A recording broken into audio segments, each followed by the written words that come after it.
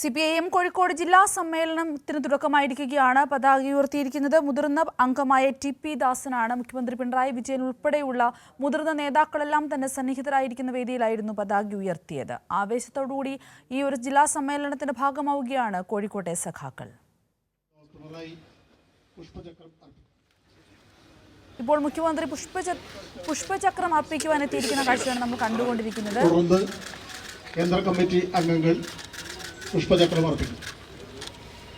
Shri P. Jayarajan, Thomas Isaac, Shrimati teacher, AK ബാലൻ തുടങ്ങിയ സഖാക്കൾ പുഷ്പചക്രം അർപ്പിക്കും.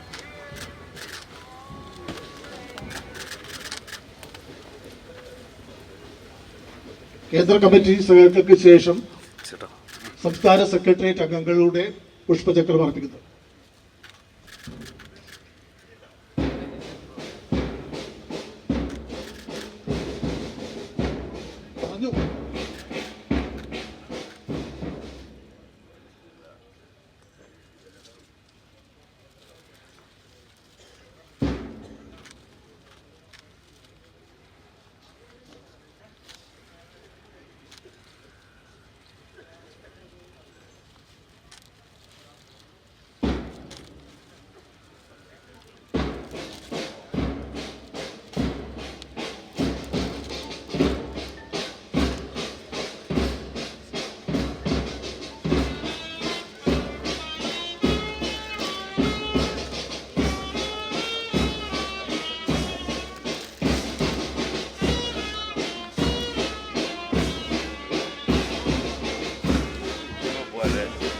സഖാക്കൾ പുഷ്പാർച്ചന നടത്തി കഴിഞ്ഞാൽ സഖാക്കൾ സ്മൃതി മണ്ഡപത്തിൽ പുഷ്പാർച്ചന നടത്തണം.